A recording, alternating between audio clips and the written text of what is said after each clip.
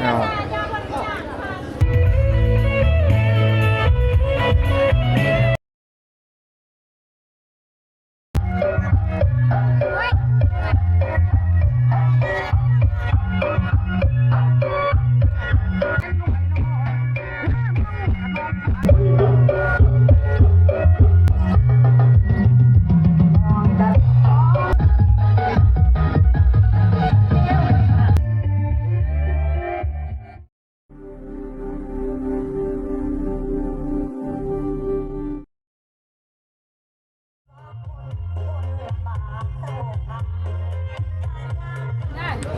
สบายดีบรรยากาศพันเนี่ยเพลงกาหักเพลงกันเตอก็ได้เอา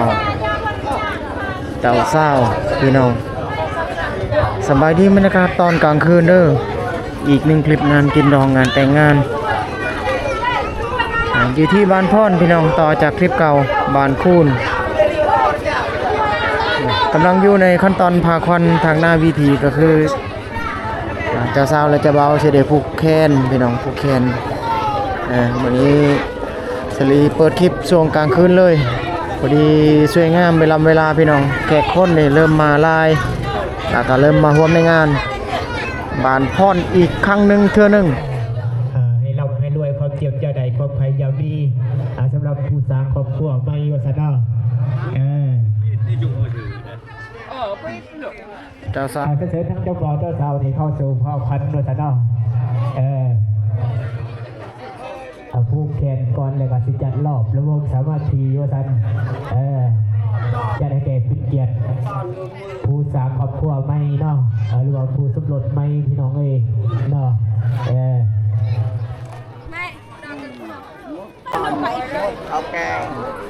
เจ้าสาวจะเบ้ากันเก่ามาแล้วเจ้าบ่าวเจ้าสาวว่าท่าน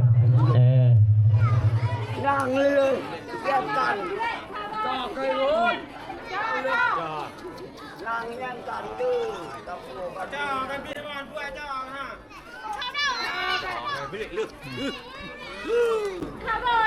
นาวิธีบันนี้เจ้าสาวและเจ้าเบ้า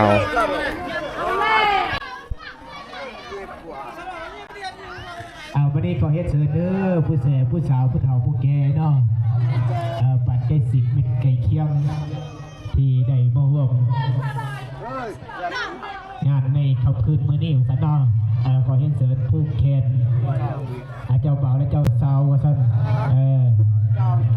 หรือว่าผู้แคนลูกหลานเนาะเพิ่นได้สร้างครอบสร้างครัวใหม่พี่น้องเอ้ยเนาะเอาเชิญเนาะ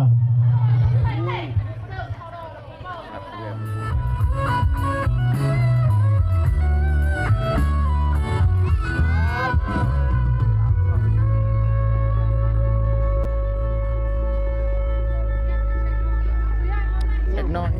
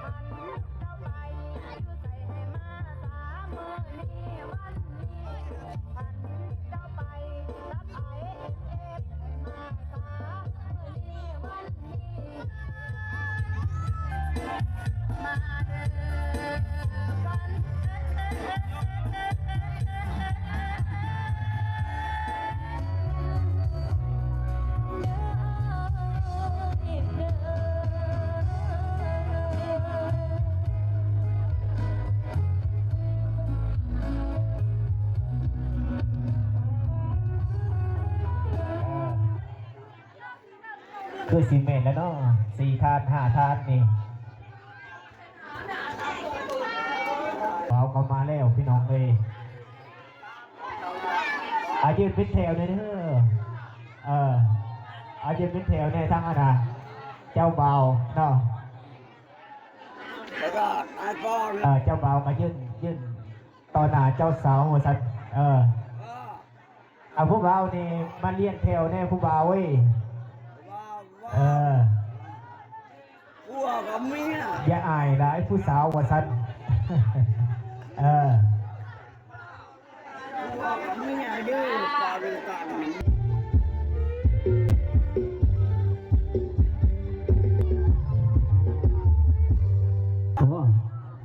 รอบปฐมฤกษ์เจ้าสาวเจ้าบ่าวออกพรพี่น้อง เพิ่นสิเปิดเองว่าซั่นเนาะ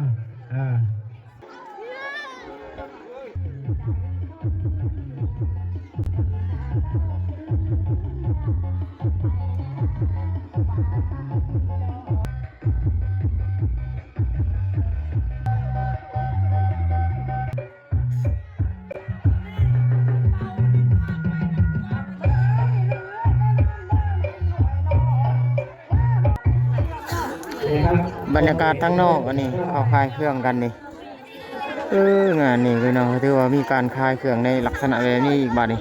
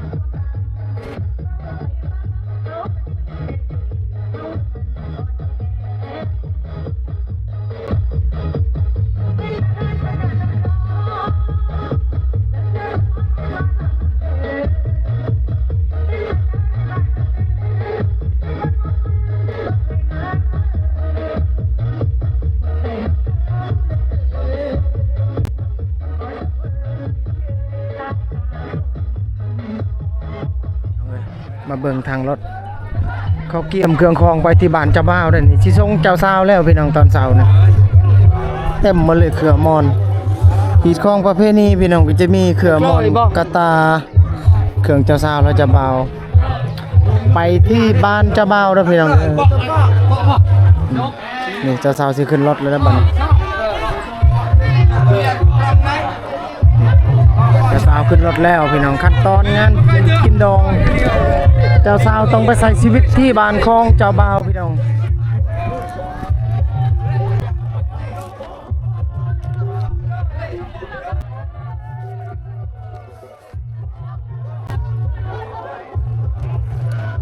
เอาเชิญเด้อเอาอย่าเด้อปล่อยขึ้นเด้อผู้สาวเด้อ